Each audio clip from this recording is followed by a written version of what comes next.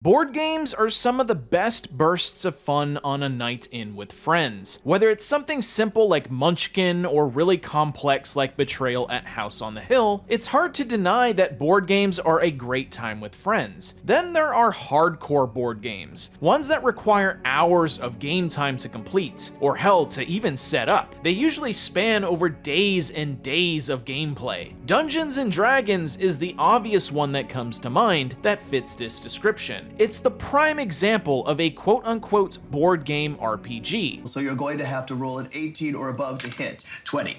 Blip, slap that hobbit's off, yo. Okay. Now obviously video games also mimic the board games we play in real life. Monopoly is probably the easiest example of a board game that has been translated into video game form. Now of course on this channel we talk about MMORPGs, so where are we going with this? Well, picture a board game, now picture an MMORPG. Now try to combine the two. If you guessed Myst Legacy, then congratulations, you win. I did good. Myst Legacy is how I would describe an MMORPG board game translated into video game form. Developed by small-time developer Vertiz, Myst Legacy released back on September 2022. With its 2-year anniversary coming up, I thought I would check out the game and see where a small game like this currently sits. After playing it for a while, is it worth checking out? Let's talk about the free-to-play MMO Myst Legacy.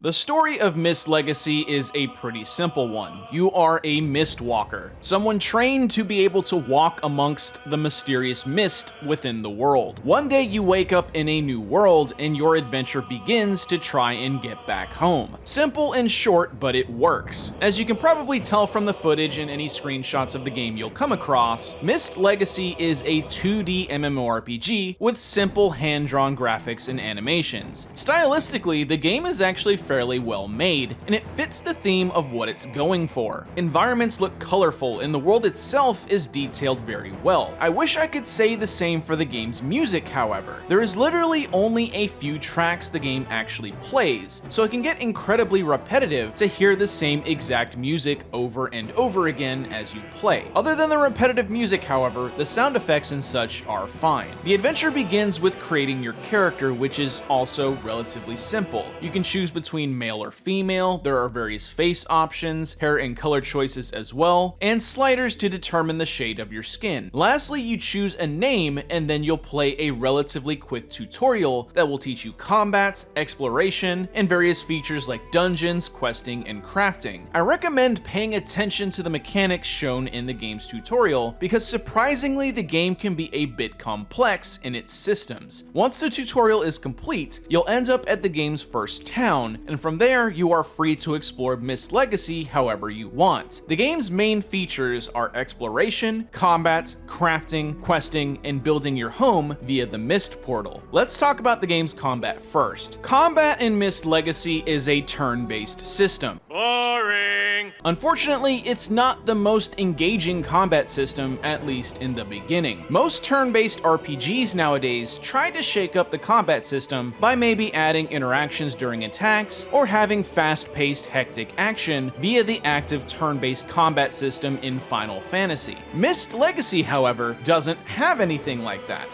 What? Sure, it has some complexities like how you build your character's skill sets, what weapons you use, what party members you bring with you, or status effects, but there isn't anything exciting about combat. My disappointment is immeasurable. It boils down to just selecting an ability, selecting the enemy you wish to attack, and that's it. Harder enemy encounters do add a bit more spice and difficulty by having mechanics or multiple enemies you will fight, but that's all. The combat system could have used maybe the active time system like Final Fantasy, or something like the press turn system from Shin Megami Tensei, just to add a bit of flavor to the turn-based combat. Don't get me wrong, I actually love turn-based combat, but turn-based combat without anything interesting or interactive does feel a bit archaic. Combat does at least get interesting in the way you can customize your character and the party members that can join you in battle as well as other players. You can even tame certain creatures you fight, so the companions you recruit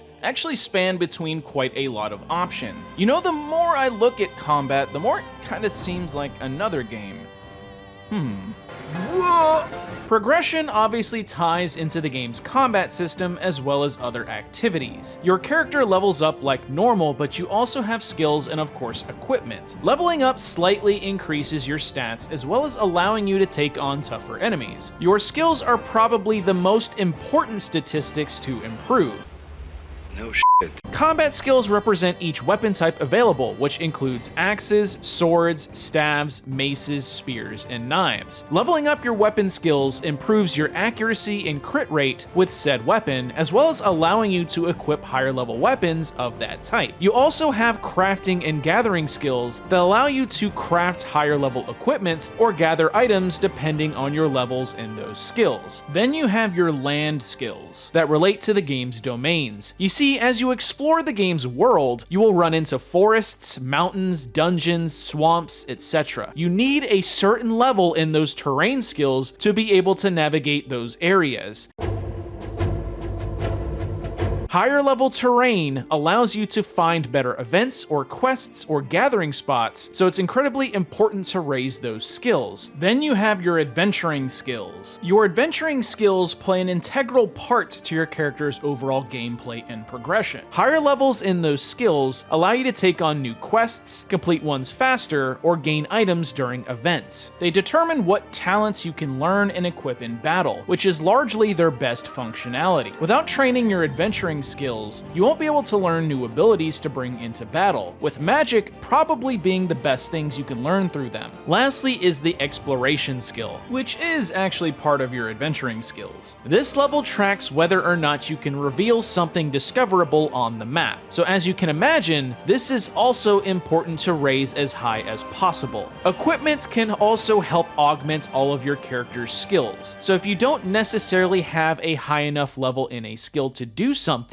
you can potentially get equipment that will raise that skill for you. So equipment can be for combat, crafting, or exploration. Questing in Myst Legacy is your standard fare that you'll find in most MMORPGs, with a tad bit more emphasis on exploration or mild puzzle solving. Quests tend to be kill X enemies, go to Y location, or talk to Z person. Some of them do require a bit more, like exploring a specific area until you find something, fighting an event battle, or crafting a specific item. Quests or random events will also typically check your skill levels and require you to use them to progress the quest. If you have the skill level, you can complete it, but if not, you'll have to go raise the required skill. Some quests can feel a bit underwhelming though for the effort you put in. Most will only reward currency, with sometimes rewarding something useful like XP or items, with reputation probably being the most useful reward, as that allows you to unlock more robust items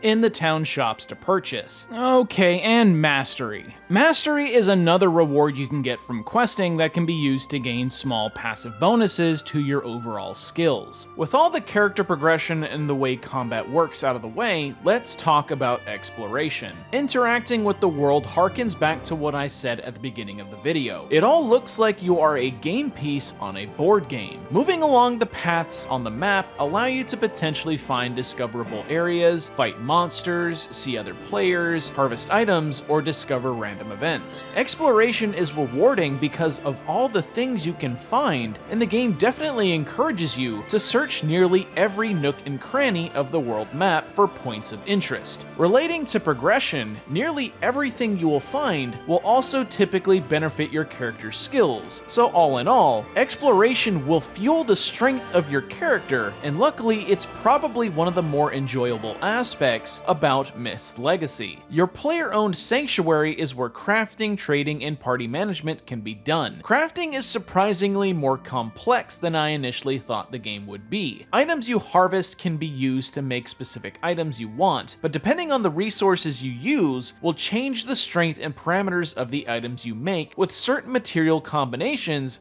working better than others. Crafting is also restricted based on your sanctuary's building structures. Depending on what tools you have set in your workshop determines how high your crafting prowess can become. Similarly, other buildings like the barracks determines if other party members will join you while exploring. The system is a bit complex at first, but once you get the hang of everything, you'll find yourself slowly building up your progress. Oh yeah, it's all coming together. For the dedicated players out there, yes, there is endgame content to experience, as well as some light PvP for those who want to play that sort of thing. Endgame is generally fighting tough boss monsters with a full party of players. PvP, from what I've read online, takes place at arenas you can visit where you can fight other players' parties. You can also win some weekly goodies from these arenas. The problem with a lot of this is the grind. Realistically, the biggest drawback to all of these systems in the game is unfortunately how much grinding is required to really get anywhere. Expect to level really slowly until you really get your bearings with decent equipment and party members. This would be alleviated by other players, but unfortunately, since this is a niche game, the community is really quiet and small most days. Some players are willing to help newer players out, but just expect the game to be fairly barren most days you may play. It's a shame considering there is quite a lot of ideas and things to like in Myst Legacy. The biggest question really is how many new players are realistically going to be able to stick out the grind to experience what the game would offer when it truly shines and opens up. The early game can feel really frustrating to slog through when mobs feel so much more powerful than you unless you have a fully decked party. I can understand what the game is going for with its slow-paced leveling speed. They want you to earn your levels and have the game last long rather than players rush straight to endgame. I'd be inclined to agree with that if the game didn't have some pay-to-win aspects in its cash shop that will gate willing players from getting to the better parts of the game. Yeah, with Myst Legacy being a fully free-to-play game, as you can imagine, there is a cash shop. The game is fully free to play, so you can experience everything in the game without spending a dime. However, there is benefits to interacting with the cash shop. First is the premium currency Blue Crowns that allows you to purchase cash shop items. You can purchase cosmetics, pets, avatar frames, dyes that allow you to further customize the look of your gear, and convenience items. Whenever you make a purchase, you get upgraded to premium that allows you to trade, get a small harvesting bonus, and the ability to customize your look. The cash shop items that are basically required to play the game though is in the account-wide features and subscription. The account-wide unlocks are basically the most necessary things required to gain progression through the game. They allow you to have more party members in battle, allowing you to take on stronger enemies, as well as being able to slot more spells/abilities in your hotbar during combat. Without unlocking the account-wide features, you are fundamentally weaker in the game unless you specifically party with real players all the time. The subscription is less egregious and is probably the most beneficial for its cost, only costing $5. Subscribing doesn't unlock any content. No, it rather doubles your progression. So as a free-to-play player, you are working at half the speed of someone who subscribes. Now, to be fair, all the items in the cash shop, except the account-wide unlocks, are incredibly cheap, with most things only costing at the most a couple bucks, and you can even trade Blue Crowns with other players. For how small Myst Legacy is, the game does have its merits. It has quite a nice art style. It's polished in terms of functionality with nearly zero bugs or glitches. The community is small but friendly, and the skill-based progression is a great throwback to older MMORPGs. The problem is, much like many of the smaller games I've covered, this is only going to appeal to an incredibly small audience. A game like this will unfortunately never have a huge audience unless it gets endorsed by some major content creator or something. It also doesn't help that the game is incredibly grindy and off-putting to newer players, and unless you spend some money in the cash shop, expect to be left behind by those who do. In general, if the game can ease newer players into the game more naturally, and then slowly ramp difficulty and progression, I can see it gripping more people than it currently does. Let's get to my final thoughts on Myst Legacy. Myst Legacy plays like a board game MMORPG. Characters on the map are represented by small pawn icons, and overall, especially with the game's aesthetics, it feels like a tabletop world you are interacting with. For how simple the turn-based combat is, there is actually quite a bit of customization you can have for your character. There is a lot of spells and abilities to mix and match to your playstyle that is further augmented by your weapon and equipment choices. For those that love the grind of old school MMORPGs, Myst Legacy definitely has that retro feel. Progression is slow here, so whenever you gain a level or get stronger, it feels that much more satisfying. Lastly, the game has an incredibly friendly community. Anytime I saw players online, they answered any questions I had, and most offered to help when needed. As much as I like smaller games like this, I can't deny that the population most days makes the game feel incredibly barren. Most times I played, I would throw a hello in the chat only to have no one answer, which is not a good sign for a game that is encouraged to be played with other people. The grindy progression and difficulty of the game, especially in the beginning, can really turn away new players who are just starting. Some of the mechanics are more needlessly complicated than they need to be as well. For example, the only way I was able to get some of the stronger companions is because I was able to purchase a bed on the auction house to house them so they will actually join my party. As a new player, the beds required to get some of the stronger companions are nearly impossible to craft without heavily spending a lot of time and effort. There needs to be a more natural feeling of progression rather than hitting a brick wall from the beginning, unless of course you spend some money in the cash shop. I understand that the developers need to make money to keep the lights on, but it's clearly skewed in favor of players who do spend money. I'd rather see an upfront cost to the game versus having paying players just be outright better. Truthfully, Myst Legacy, and I hate to say it, really should be on mobile. Imagine if this game had cross-play with mobile. The player base would get a jump in population from that alone. For how simple some of the gameplay is, it would fit perfectly on mobile platforms. Lastly, the game feels really barren of developer interaction. Checking the game's website and Discord, there is almost zero interactions from the developers, and nearly zero announcements of the game's roadmap. A small game like this should really have more vocal developers, or at least give the illusion that you care about your players. Otherwise, the dedicated fanbase that is here will just ultimately end up leaving. And that is Myst Legacy, ladies and gents. For what it is, it's a nice little online RPG. It really just needs to address some things that will help hook in new players. If something like this released 10 to 20 years ago, I could have seen this being incredibly popular, but honestly in 2024, it has an incredibly steep hill to climb if it ever wants to be successful. Anyways, are you playing Myst Legacy? Do you want to jump in after watching this video? Comment down below and let me know. Don't forget to subscribe to my channel and like the video to support my content. Follow all my social media links in the description down below, and hopefully I will see you all next time.